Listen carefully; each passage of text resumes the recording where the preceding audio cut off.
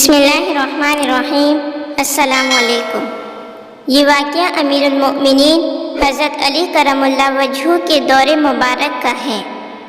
دو مسافر کافی چلنے کے بعد تھک گئے تو انہیں شدت سے بھوک محسوس ہوئی۔ دونوں ایک سایہ دار درخت کے نیچے اطمینان سے بیٹھ گئے اور اپنے اپنے توشے دسترخوان پر رکھ دیے۔ ایک کے پاس 5 روٹیاں تھیں اور دوسرے کے پاس 3۔ ابھی کھانا شروع بھی نہیں کیا تھا کہ ایک تیسرا مسافر پاس سے گزرا۔ اس نے انہیں سلام کیا۔ انہوں نے سلام کا جواب دیا اور اسے کھانے کی دعوت دی۔ وہ بے تکلف ہو کر شریک ہو گیا۔ تینوں نے روٹیاں برابر کھائیں۔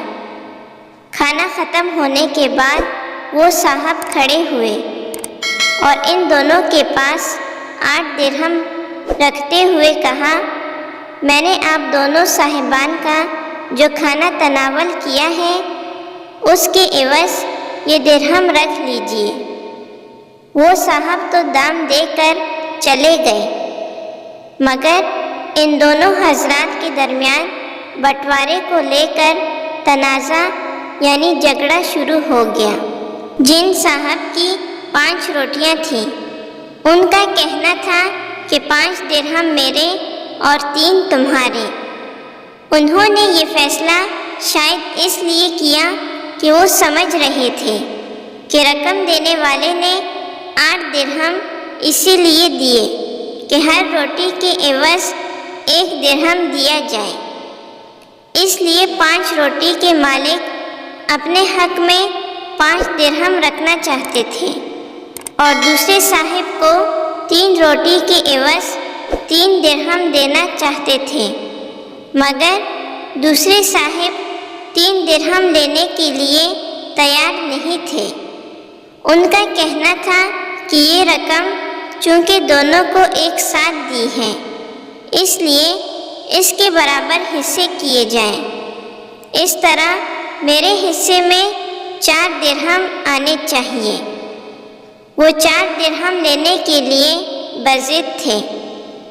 آخر باہمی گفت و شنید یعنی کہنے سننے سے مسئلہ حل نہ ہو سکا تو وہ امیر المؤمنین حضرت علی رضی اللہ عنہ کی بارگاہ میں فیصلے کے لیے حاضر ہوئے۔ دونوں نے پورا واقعہ تفصیلاً بیان کر دیا۔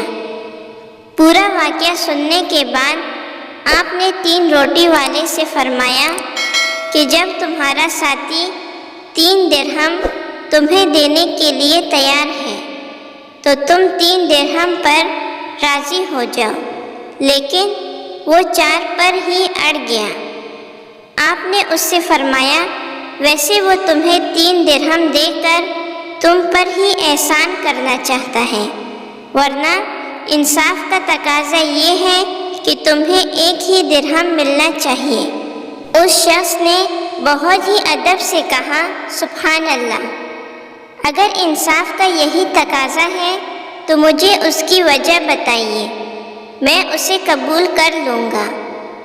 حضرت علی رضی اللہ عنہ نے اسے سمجھاتے ہوئے فرمایا، روٹیاں 8 تھیں اور کھانے والے 3، ظاہر ہے کہ 3 پر 8 برابر تقسیم نہیں ہو سکتے، اس لیے مانا یہ جائے گا کہ سب نے برابر روٹیاں کھائی ہیں تو سب کو مساوی کرنے کے لیے روٹیوں کے حصہ یا ٹکڑے مانے جائیں۔ ہر روٹی کو 3 ٹکڑوں میں تقسیم کیا جائے۔ اس طرح 8 روٹیوں کے 24 ٹکڑے ہوئے۔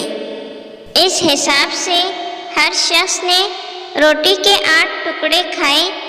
اب چونکہ تمہاری 3 روٹیاں تھیں اس لیے اس کے 9 ٹکڑے ہوئے، جس میں سے 8 ٹکڑے تم نے کھا لیے، باقی بچا 1 ٹکڑا جو تیسرے شخص نے کھایا۔